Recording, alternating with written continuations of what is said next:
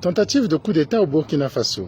Très drôle et très logique en même temps quand on instaure un système de gouvernance qui est bâti sur la force pour pouvoir imposer ses idées, de ne pas être surpris que cela vous arrive. Mais tenez-vous bien, monsieur n'est sûrement pas content qu'on lui fasse une tentative de coup d'État. C'est en quelque sorte le voleur qui a peur d'être volé.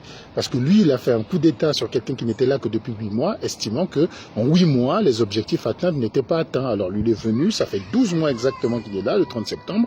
En 12 mois, les objectifs sont encore pires que ce que l'autre a fait auparavant. Il y a plus d'attaques djihadistes, le terrain pris est beaucoup plus grand et les capacités du pays à assumer ses obligations sont totalement amoindri. Donc, s'il était logique, si le coup d'État avait quelque chose de sensé, celui qui serait perpétré contre lui, contre Ibrahim Traoré, contre son régime, et le coup d'État, le plus bienvenu. Mais s'il avait un peu d'honnêteté, il aurait dit un coup d'État, ok, c'est le temps, et puis voilà, on met ça constitutionnellement. Mais comme le coup d'État est quelque chose qui est totalement irrationnel, qui est impossible à raisonner, voilà, qu'on fait un coup d'État, et la première chose qu'on espère, c'est que plus personne ne le fasse, et qu'on le reste tout seul. Malheureusement, avec toutes ces idéologies bancales, il n'y a pas de possibilité de faire à ce que tout le monde y ait droit. Seul y a droit celui qui a la force, la puissance de pouvoir s'imposer d'une telle manière. Regardez le Mali qui, dans la junte, fait voter une constitution dans laquelle il est interdit, il est reconnu que le coup d'État est un crime,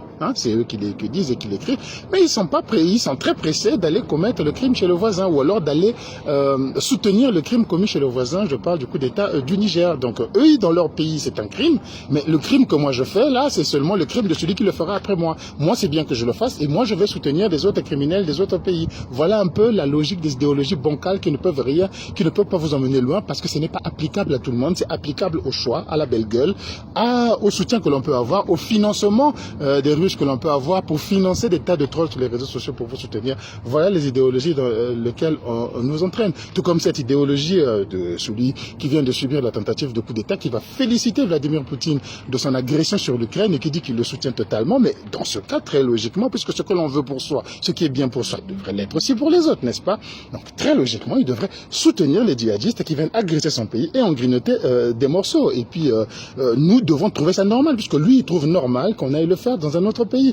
La terre entière devrait trouver normal qu'on le fasse dans son pays. C'est malheureux, ces petits régimes, c'est malheureux, ces petites réflexions qui sont en train d'envahir la toile, qui sont en train d'envahir un grand nombre de publics africains, mais qu'ils se rendent compte que c'est sans issue, c'est sans fin, c'est juste, ça arrange certaines personnes à certains moments, et aucune loi qui est faite pour les hommes ne peut être établie rien que pour arranger un certain type d'hommes et pas les autres. Voilà. Donc, au coup d'État au Burkina Faso, c'est la méthode de gouvernance du Burkina Faso.